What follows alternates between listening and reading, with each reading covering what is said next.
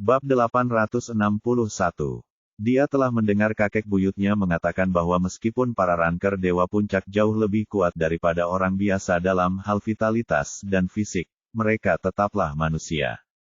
Jika mereka dihancurkan, mereka akan tetap mati. Tidak, kakek buyut tidak akan mati. David juga tidak akan mati. Dia sangat kuat. Dia pasti akan melindungi kakek buyut. Air mata Julia mulai mengalir deras. Waktu berlalu menit demi menit. Orang-orang perlahan-lahan kembali sadar. Banyak orang di seluruh dunia yang menonton siaran langsung mulai mengumpat. Baru saja, Bond mengucapkan begitu banyak pernyataan yang terdengar tinggi dan benar. Dia meminta David untuk fokus pada gambaran yang lebih besar dan membiarkannya berlalu, yang membuat sebagian besar penonton mempercayainya. Mereka pikir dia sangat peduli dengan kesejahteraan semua orang. Namun, apa yang dilakukan Bond menunjukkan karakternya yang berpikiran sempit dan keras kepala. Jika orang-orang seperti itu menguasai dunia, apakah mereka masih akan mempunyai hari yang damai? Betapa tak tahu malunya. Dia sangat tidak tahu malu. Dia seharusnya tidak membiarkannya pergi sekarang, dia harus membunuhnya. Terlalu mudah untuk membunuhnya begitu saja. Dia harus dibiarkan menderita semua siksaan dan kemudian diiris dengan 1000 luka. Sungguh sebuah penghinaan terhadap kemanusiaan karena penjahat keji itu masih hidup.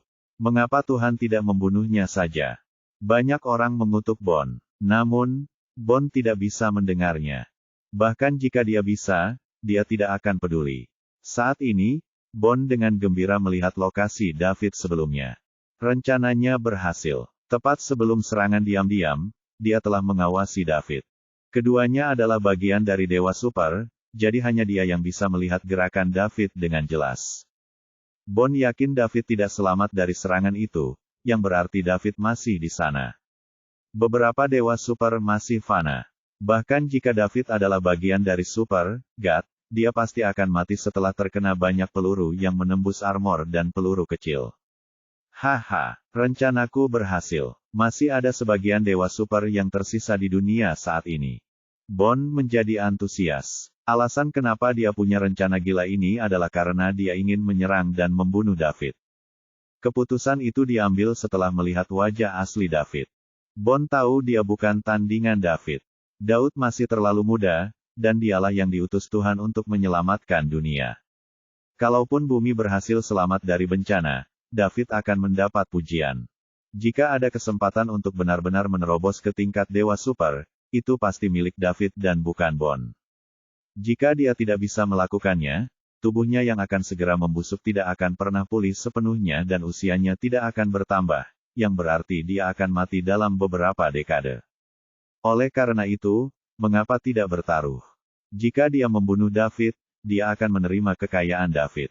Ketika bumi aman dari bencana, peluang Bond untuk menerobos sangatlah kecil.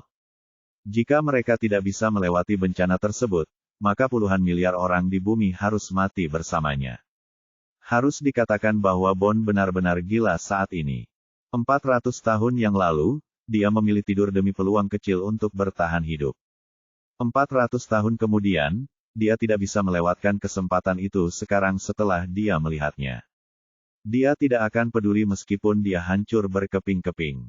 Ada puluhan miliar orang yang akan mati bersamanya. Bab 862. Bang bang bang bang bang. Cakupan kebakaran dari 70 atau 80 helikopter tugas berat berlangsung selama hampir 5 menit sebelum berakhir. Area tempat David berada berantakan, dan tanahnya telah tenggelam setidaknya 2 atau 3 meter. Ini menunjukkan betapa dahsyatnya daya tembak pesawat-pesawat tersebut. Itu adalah serangan yang sangat kuat, jadi selama seseorang berada dalam jangkauan ini, mayat mereka juga akan hancur total. Orang-orang di tempat kejadian dan puluhan miliar orang yang menonton siaran langsung semuanya menatap ke lokasi David sebelumnya. Mata mereka tidak pernah meninggalkan tempatnya. Karena asap dan debu, tidak ada yang bisa melihat apa yang terjadi di daerah itu. Namun, mungkinkah David bisa selamat dari senjata dahsyat tersebut? Tidak ada yang mengira David punya peluang untuk bertahan hidup. Namun, semua orang ingin menyaksikan keajaiban lainnya. Bagi mereka, David adalah pembuat keajaiban. Celia dan yang lainnya sudah lama mati rasa. Mereka menatap kosong ke arah David di layar, namun air mata mereka sudah berhenti mengalir. Mereka merasa seolah-olah jiwa mereka telah meninggalkan tubuh mereka. Daud sudah mati. Ayah dan kakek tercinta Selena telah meninggal. Kakek buyut Julia, Mason, juga meninggal. Mereka tidak tahu bagaimana menghadapi kenyataan ini. Bond sangat antusias. Akhirnya, dia membunuh Silverface, satu-satunya orang yang bisa mengungguli dia. Semua yang dimiliki David akan menjadi miliknya. Inti dari keluarga Chris juga sangat bergairah. Selama wajah perak mati, tidak ada seorang pun yang akan menjadi ancaman bagi Grandmaster, dan keluarga mereka akan tetap berada di puncak dunia. Adapun tiga kekuatan utama lainnya, masing-masing memiliki pemikiran yang berbeda. Mereka tidak ingin keluarga Chris mendominasi dunia karena keluarga Chris terlalu sombong. Hal ini akan memperburuk kehidupan mereka di kemudian hari. Jika seseorang bisa menahan Bond, maka itu yang terbaik. Dibandingkan keluarga Chris, ketiga kekuatan ini justru berharap Summerlin bisa meraih kemenangan akhir. Pasalnya, Summerlin tidak memiliki ambisi untuk mengambil alih dunia dan selalu mengusung gagasan hidup berdampingan secara damai. Demi kepentingan semua orang, Summerlin menang pada akhirnya. Sangat disayangkan Silverface, satu-satunya yang bisa menekan Bond, terbunuh oleh jebakan Bond. Mereka semua adalah seniman bela diri yang kuat. Namun, mereka tidak akan aman dari intensitas serangan ini jika mereka tidak segera melarikan diri. Tidak ada yang bisa menghentikan ambisi keluarga Chris untuk mengambil alih dunia. Segera, semua helikopter tugas berat kehabisan amunisi. Tanpa penembakan terus-menerus, asap dan debu mulai menghilang secara perlahan. Semua orang menahan napas dan menatap tempat itu dengan gugup, bahkan tidak berani berkedip. Adegan itu semakin jelas. Tempat di mana David juga perlahan muncul di mata semua orang. Saat asap menghilang dan debu mereda, semua orang melihat apa yang terjadi. Apa? Bond terkejut. Tiga kekuatan utama tercengang. Tim utama yang menjauh dari Summerlin tercengang. Puluhan miliar orang yang menonton siaran langsung juga tercengang.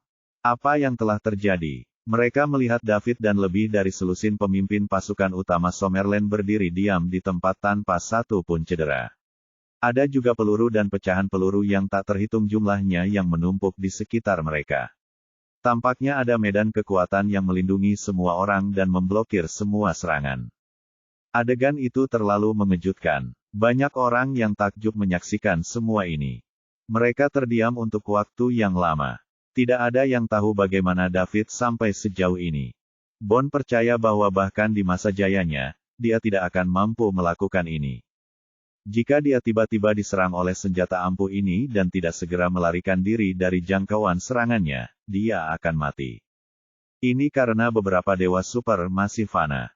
Karena itulah dia berani melakukan rencana serangan diam-diam gila ini untuk menggantikan David dan menjadi yang terpilih. Dia ingin mengambil kesempatan untuk menerobos.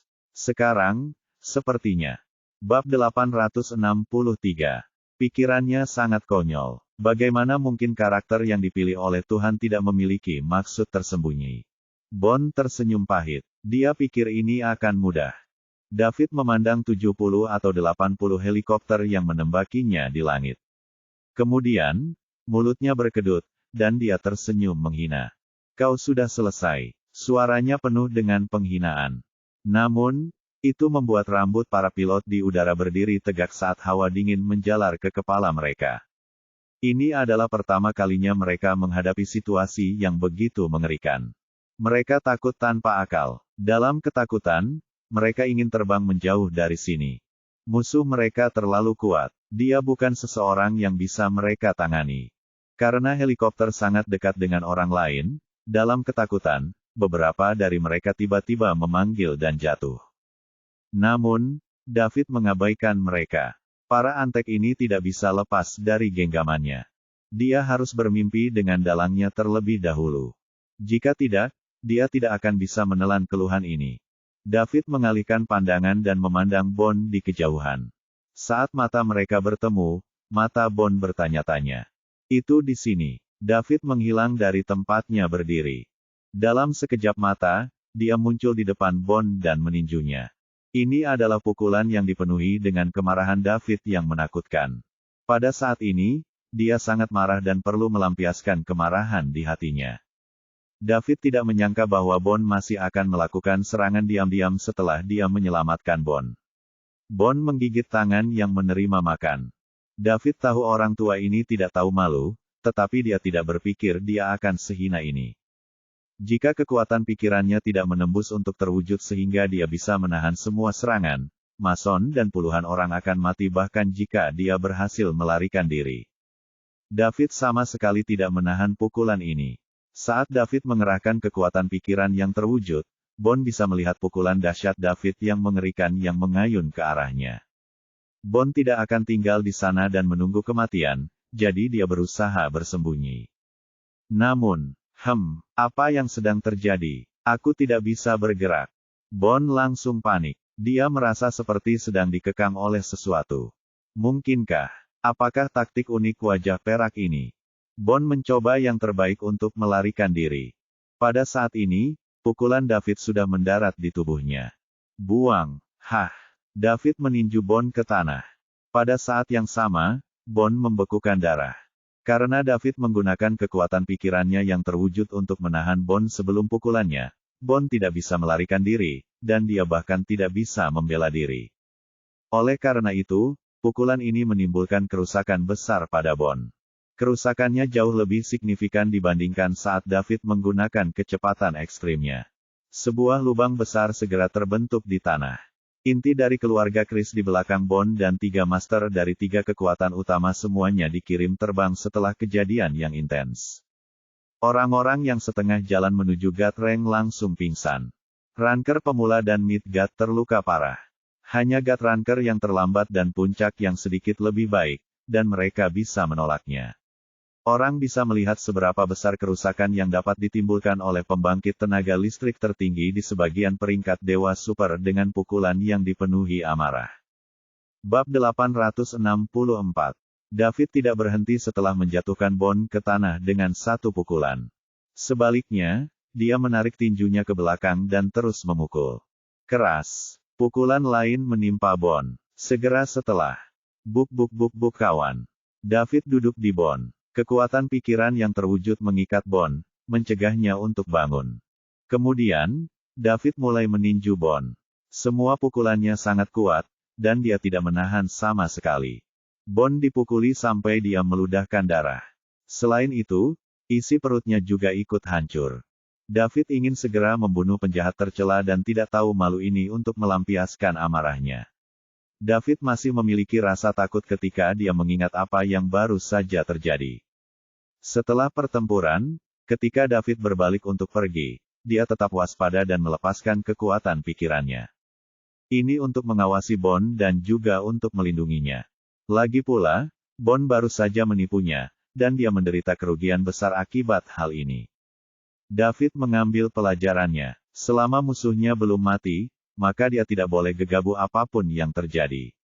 Ini adalah pengalamannya. Benar saja, kehati-hatiannya membuahkan hasil. Bond tidak mau menyerah begitu saja. David mengetahui bahwa setelah Bond kembali ke kemahnya, dia diam-diam menyembunyikan walkie-talkie di mansetnya. Lalu, dia membisikkan sesuatu ke dalamnya. Setelah berbicara, 70 atau 80 helikopter mendekati David. Mereka mengatakan ingin memotret David dari dekat karena permintaan publik. David kemudian tahu ada sesuatu yang tidak beres. Namun, dia tidak menyangka pihak lain akan menggunakan helikopter untuk menembaknya. Karena itu, ia menjadi lebih waspada. Ketika David melihat Bond meletakkan walkie-talkie yang disembunyikan di borgolnya ke mulutnya dan berkata, "Lakukan," David merespons dengan cepat. Pada saat ini, dia dapat melarikan diri. Dengan kecepatannya, dia bisa dengan mudah pergi. Namun, apa yang akan terjadi pada Mason dan yang lainnya jika dia pergi? Mereka sama sekali tidak melakukan persiapan untuk serangan diam-diam. Jika dia memberitahu mereka sekarang, semuanya sudah terlambat, dan mereka pasti akan mati. Daud tidak bisa melakukan itu. Oleh karena itu, dia mengingat semua kekuatan dari pikirannya yang terwujud dan membentuk medan kekuatan tak kasat mata untuk melindungi selusin dari mereka. David telah menguji kekuatan pikiran yang terkandung dalam perjalanannya ke Tanjung Gelap dari ibu kota. Medan Gaya tidak akan terbakar bahkan pada kecepatan ekstrim dengan suhu tinggi ribuan derajat akibat gesekan dengan udara. David sangat yakin dengan kekuatan pikirannya. Setelah dia melakukan itu, peluru dan peluru yang tak terhitung jumlahnya menghujani mereka. Kekuatan pikirannya terwujud seperti perisai pelindung yang tak terlihat, mencegah semua peluru keluar dan mencegahnya bergerak. Adapun Mason dan yang lainnya, mereka kehilangan kata-kata saat melihat ini. Mereka tidak mengerti bagaimana David memblokir peluru dan peluru. Meskipun di luar sana terjadi kekacauan total, mereka tidak dirugikan sedikit pun. Mereka belum pernah mendengar metode ini sebelumnya. Itu sepenuhnya di luar kesadaran mereka. Mereka mengira mereka akan mati, namun tiba-tiba, David menyelamatkan mereka dengan cara yang luar biasa. Pembangkit tenaga listrik yang tak tertandingi di Gatreng Super Puncak memang bukanlah seseorang yang bisa mereka pahami. Untungnya, David meningkatkan kekuatan pikirannya untuk mewujudkannya. Jika tidak, bahkan jika David selamat, Mason dan orang-orang dari keluarga raja akan mati dengan cara yang tercela dari keluarga Chris.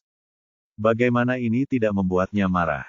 Bond sama sekali tidak mampu menahan serangan David. Hal ini pun membuat banyak orang heboh untuk menyaksikan siaran langsungnya. David membantu mereka melampiaskan amarah di hati mereka. Bond kehilangan dukungan semua orang setelah dia menggigit tangan yang memberinya makan. Tidak ada yang akan mempercayainya lagi. Mereka semua berharap David akan membunuhnya. Ketika Celia, Selena, Julia, dan yang lainnya melihat David dan yang lainnya masih hidup, mereka langsung hidup kembali. Keduanya berpelukan dan menangis bahagia. Sementara itu, Julia menangis terseduh-seduh sendirian. Sementara semua orang menyaksikan David membalas dendam dalam suasana hati yang baik. Bab 865. Pos itu perlahan menjauh. Setelah helikopter mengatur posisinya, mereka semua mulai meninggalkan lokasi kejadian. Saat ini, Bond kesulitan bernapas. Tubuhnya belum pulih sepenuhnya. Pukulan pertama David dengan kecepatan ekstrim telah melukainya. Belakangan, Bond mengabaikan segalanya dan melawan David. Sebab, tubuhnya semakin lemah. Saat ini, dia ditahan di tanah sementara David memukulinya berulang kali. Sementara itu, David menggunakan seluruh kekuatannya dan tidak menahan diri. Hampir seluruh organ dalam Bond hancur. Jika David merawat Bond kali ini dengan pengobatan tradisional kuno Summerland, dia bisa diselamatkan. Sayangnya, David tidak mau melakukan hal itu. Karenanya, Bond hanya bisa menunggu untuk mati perlahan. Keras, David meninju dada Bond untuk terakhir kalinya. Bond memandang David dengan mata merah darah. Dia bisa merasakan bahwa dia kehilangan kekuatan hidupnya. Dia membuka mulutnya untuk mengatakan sesuatu, tetapi darahnya terus mengalir, jadi dia tidak punya kesempatan untuk berbicara sama sekali. Pada titik ini, David berdiri dan mengabaikan Bond yang terbaring di tanah. Ini karena Bond sedang sekarat, dan sebagai dokter yang sangat ahli, David tahu bahwa Bond tidak akan hidup lebih lama lagi. Dia menatap helikopter di langit yang baru saja menyerangnya. Saat ini, mereka telah menyebar dan hendak melarikan diri dari tempat kacau ini. David menyeringai. Kamu ingin lari? Pilot di helikopter itu juga mengawasi David. Mereka bergidik ketakutan ketika melihat David tiba-tiba berdiri dan menyeringai ke arah mereka. Mereka ingin melarikan diri lebih cepat, tetapi David melayang ke langit. Setelah beberapa saat, bum bum bum, kembang api muncul di langit. Helikopter yang tersisa meledak di langit satu persatu, menyumbangkan nilai terakhirnya. Saat helikopter terakhir meledak, siaran langsung global berakhir. Namun, banyak orang melihat layar dalam waktu lama dan masih belum bisa pulih. Seluruh Summerland segera berubah menjadi lautan sorak-sorai. Banyak orang mulai merayakannya di jalanan. Pada titik ini, David kembali ke Bond, tapi Bond masih bernapas. David membayangkan vitalitas beberapa dewa super terlalu kuat. Semua organ dalam Bond hancur, tapi dia masih hidup setelah sekian lama. Jika dia adalah orang normal, dia akan mati seketika jika mengalami kerusakan seperti itu. David memandang orang-orang yang jatuh di belakangnya dan berkata, saya tidak perlu meminta pertanggungjawaban Anda 3 kali. Namun, Anda berada di bawah tekanan, tetapi anggota keluarga Chris harus membayar harga untuk ambisi mereka. Siapapun yang berani melintasi Summerland harus dihukum. Orang-orang dari 3 negara besar lainnya saling melirik. Setelah mengangguk, mereka langsung menyerang orang-orang dari keluarga Chris di sekitar mereka. Puncak Gutranker dari 3 kekuatan utama menyerang secara bersamaan, mengelilingi puncak Gutranker keluarga Kristus. Jeritan itu datang satu demi satu. David berbalik sembarangan. Biarkan mereka bertarung satu sama lain. Dia yakin ketiga kekuatan itu akan mengerti apa yang dia katakan. Jika mereka ingin hidup, maka mereka harus menukar nyawanya demi nyawa anggota keluarga Chris. Saat Bond mendengar jeritan keluarganya, dia sangat menyesal. Alasan kebangkitannya adalah untuk membawa keluarga Chris kembali menuju kesuksesan. Namun, ia tak menyangka hal itu akan mempercepat kehancuran keluarganya. Dia telah mengecewakan nenek moyangnya. Saat itu, Bond berhenti bernapas dan terjatuh. Kehidupan pembangkit listrik tertinggi di tingkat sebagian dewa super berakhir di sini, ditemani oleh banyak orang dari keluarga Chris. Bab 866. Setelah mengurus Bond dan inti senior keluarga Chris, David berbasa-basi dengan Mason dan kepala tim Summerland sebelum bergegas kembali ke Summerland. Dia tahu Celia pasti ketakutan saat melihatnya langsung. Oleh karena itu, dia harus kembali secepatnya. David juga tidak mau naik pesawat bersama Mason dan yang lainnya. Itu sudah terlambat. Lebih cepat jika dia sendirian. Setelah mengucapkan selamat tinggal kepada penonton, David melesat langsung ke langit, menjelma menjadi seberkas cahaya, dan berlari menuju ibu kota Summerland. Melihat sosok David pergi, Mason dan mendiang Gutranker lainnya saling memandang dan menggelengkan kepala sambil tersenyum pahit. Mereka tidak terlalu ketinggalan untuk mengejar David. Mereka tidak tahu bagaimana dia berlatih. Dia masih muda tapi sangat kuat. Tuhan pasti mengirimnya ke sini untuk menangani bencana tersebut. Jika tidak, mereka tidak dapat memahami kecepatan pelatihan anak ini, yang belum pernah terjadi sebelumnya. Mason dan Summerland bersiap menghadapi dampaknya. Itu adalah akhir dari pertarungan pembangkit tenaga listrik tertinggi antara dua sebagian super Gutranker. Itu berakhir dengan David mengalahkan Bond, dan Summerland meraih kemenangan akhir. Itu adalah hasil yang diterima dengan senang hati oleh kebanyakan orang. Membandingkan integritas David dan keburukan Bond, semua orang ingin David menang. Namun, hal ini tidak termasuk beberapa kekuatan yang memiliki hubungan buruk dengan Summerland. Tentu saja, meski ada dendam, mereka berusaha menguburnya. Bahkan keluarga Haran, yang telah berselisih dengan Summerland selama beberapa dekade, melakukan segala yang mereka bisa untuk memperbaiki hubungan mereka dengan Summerland dan mendapatkan pengampunan. Kalau tidak, mereka tidak punya tempat di dunia besar. David segera kembali ke ibu kota Summerland dan mendarat tepat di depan rumah Celia. Begitu dia membuka pintu, seseorang memeluknya erat sambil menangis. David mencium aroma familiar Celia dan merasa terhibur. Gadis baik. Jangan menangis, aku akan baik-baik saja. David, berjanjilah padaku kamu tidak akan melakukan hal berbahaya lagi, kata Celia sambil terisak. Oke, aku berjanji akan menjaga diriku dengan baik. Kamu harus menepati janjimu. Aku tidak tahu apa yang akan kulakukan tanpamu. Selena berdiri di belakang Celia, diam-diam memperhatikan keduanya berpelukan. Dia juga ingin memeluk David dan memberitahunya betapa khawatirnya dia saat dia berbaring di pelukannya. Sayangnya hubungan mereka belum memungkinkan Selena melakukan hal tersebut. Sambil menggendong Celia, David mendongak dan melihat wajah lain yang berlinang air mata. Selena bahkan lebih menarik dari biasanya. Mata wajah cantik itu merah dan berkabut karena baru saja menangis. Ada juga noda air mata di wajah cantiknya. Hal itu semakin membuat hatinya hancur. David, terima kasih sudah menyelamatkan kakek dan ayahku, ucap Selena. Jangan katakan itu, Nona Selena. Tidak apa-apa, jawab David. Ini mungkin tidak berarti apa-apa bagimu, tapi ini sangat membantu keluarga raja. David baru saja kembali, dan teleponnya terus berdering. Mereka dari Pearl, Julia, Bibi Sally, Bibi Diana, Amelia, Charles, sandi, dan seterusnya. Siapapun yang dekat dengan David atau mempunyai nomor telepon kontak. Belum lagi WhatsApp. WhatsApp yang tak terhitung jumlahnya menandai David untuk membuatnya mengatakan sesuatu. Streaming langsung global terlalu berpengaruh. Hal ini memungkinkan banyak orang untuk menyaksikan seni bela diri dan kekuatan David. Daya tembak yang kuat dari 70 hingga 80 helikopter berat bahkan tidak mampu melukai David. Ini jauh melampaui apa yang dapat dipahami oleh kebanyakan orang. Ini jauh lebih menakutkan dibandingkan apa yang mereka lihat di TV atau di film. Waktu malam, bab 867. Celia menjadi kurang pasif. Tampaknya kejadian David hari ini membuatnya takut. Sayangnya dia hanyalah orang biasa yang lemah. Kondisi fisiknya terlihat jelas. David, apakah itu tidak nyaman? Celia bertanya dengan lemah. Bagaimana itu bisa terjadi? Bagaimana bisa terasa tidak nyaman jika bersamamu itu menyenangkan? David menjawab sambil tersenyum. Aku tahu ini tidak nyaman bagimu. Mengapa kita tidak? Bagaimana menurut Anda? Gumam Celia. Berhentilah berpikir berlebihan dan tidurlah. David menjawab sambil tersenyum.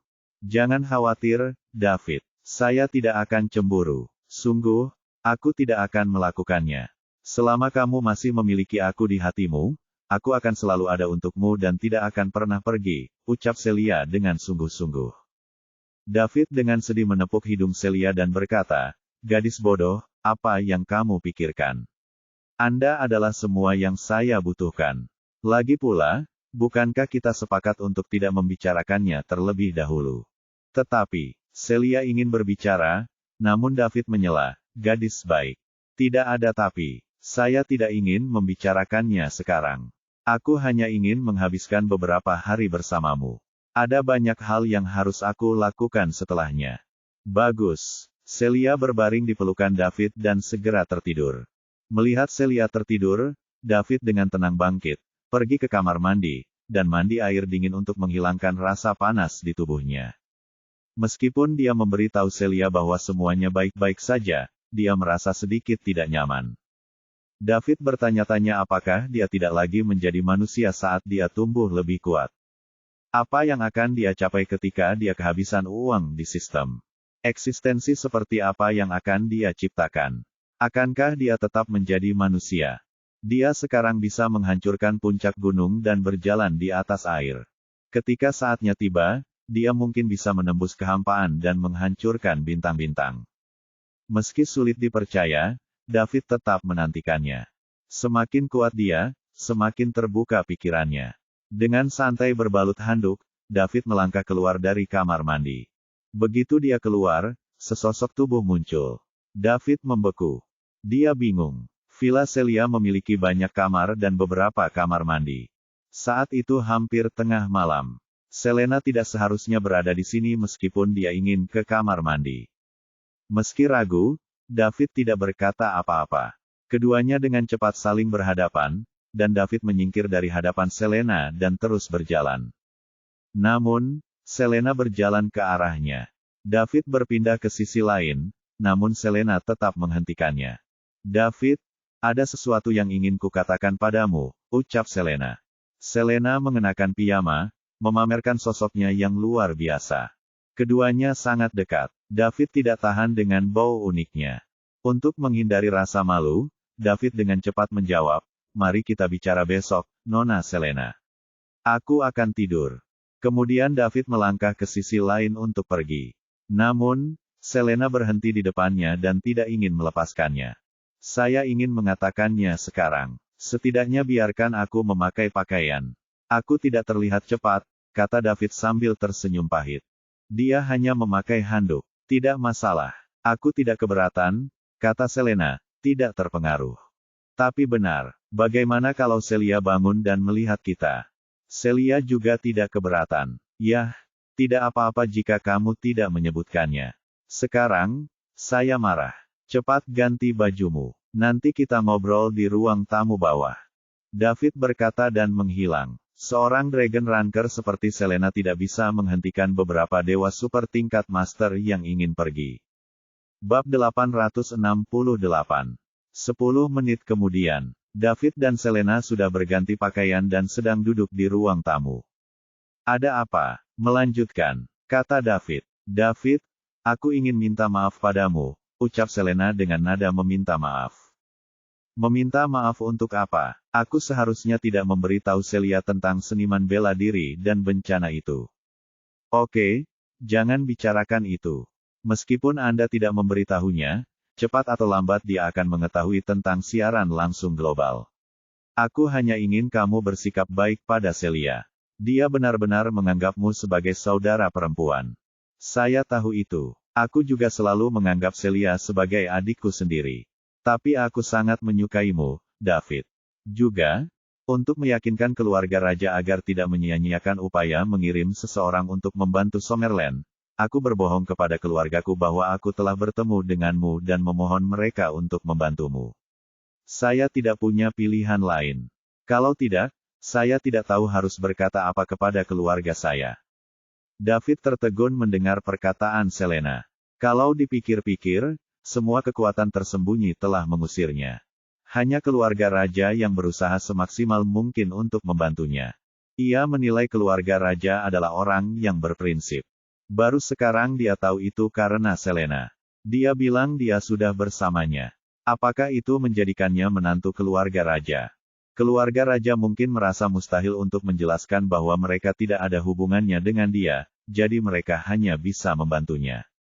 Selain itu, David sekarang menyadari bahwa Augustus dan Delmon memandangnya seperti orang tua memandang menantu laki-lakinya ketika Bond membuka kedoknya di siang hari bolong.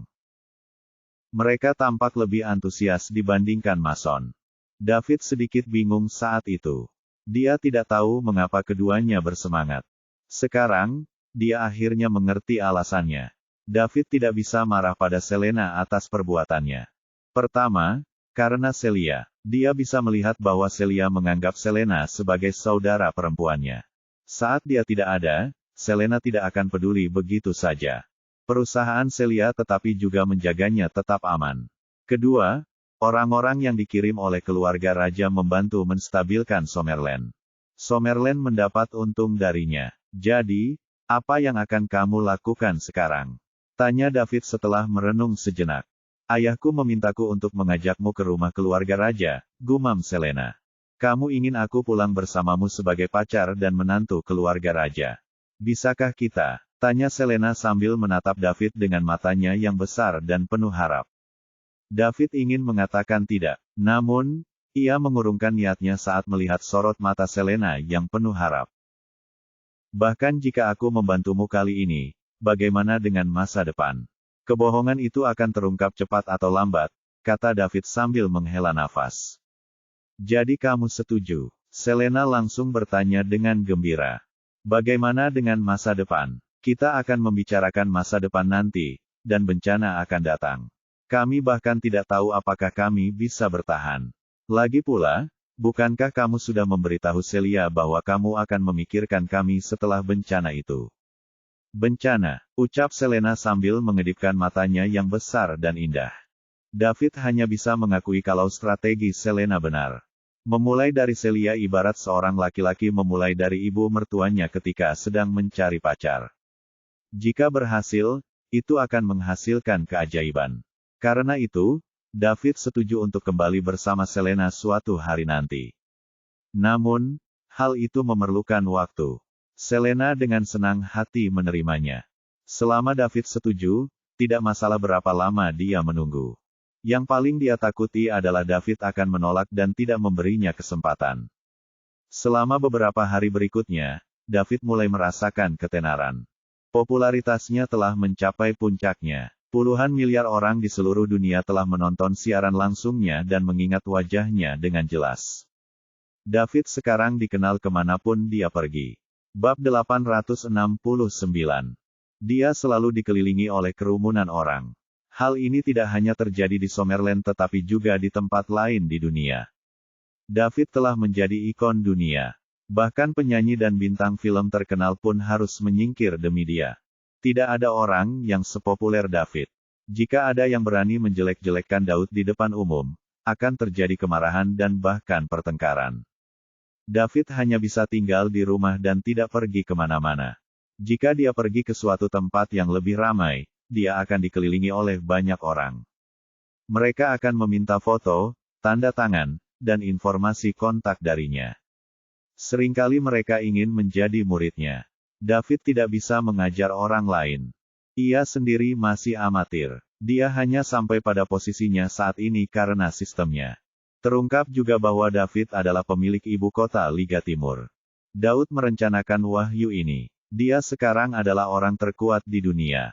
Namun musibahnya masih berupa pedang yang tergantung di atas kepala. Itu bisa jatuh kapan saja. Dia belum bisa bersantai. Sekarang David telah mencapai kekuatannya saat ini, dia harus mengambil alih. Kepastian pemilik Islip Capitals membuat reputasi mereka melambung tinggi. Banyak perusahaan berbondong-bondong ke ibu kota Liga Timur untuk menghubungi mereka.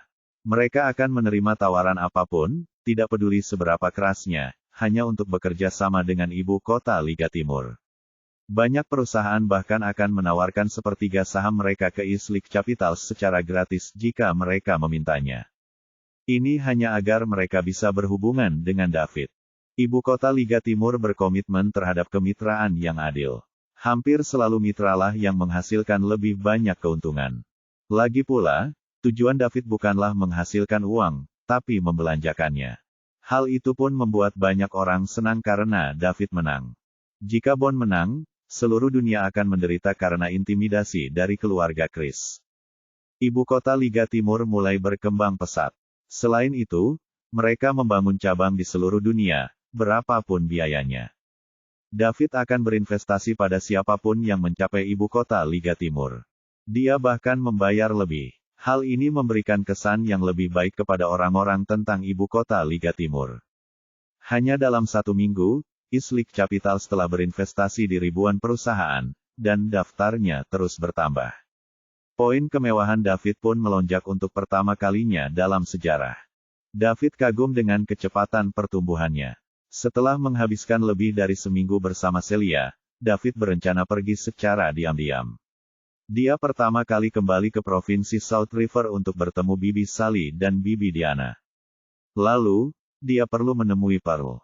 Dia telah menjadi orang tersibuk selama periode ini. David memintanya untuk tidak bekerja terlalu keras dan menyerahkan semuanya kepada staf mereka, namun Pearl menolak melakukannya. Dia mungkin berpikir itulah satu-satunya cara dia bisa membantu David.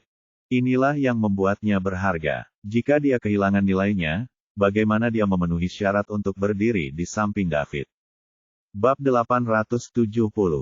Live streaming global telah membawa David dari belakang layar menjadi yang terdepan di media, di mana ia dikenal banyak orang dan menjadi idola banyak remaja.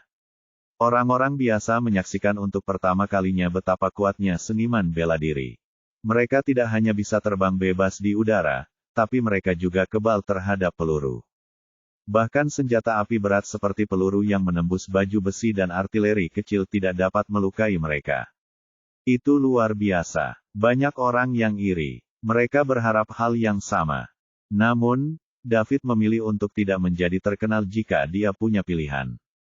Menurut David, bersikap low profile adalah cara yang harus dilakukan. Lebih baik mencapai hal-hal besar dengan tenang. Sayangnya, hal itu di luar kendali David, sehingga ia hanya bisa menerimanya.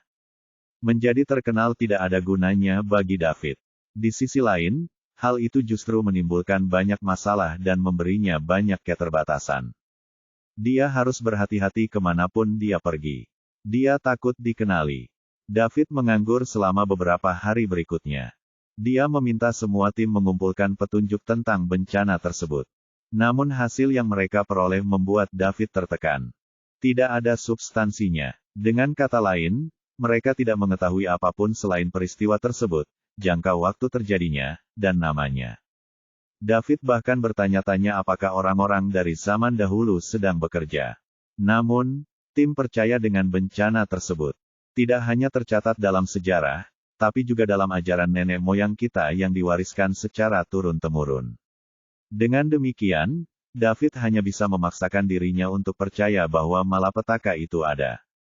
Tanpa mengetahui detail bencana, dia tidak bisa membuat rencana detailnya.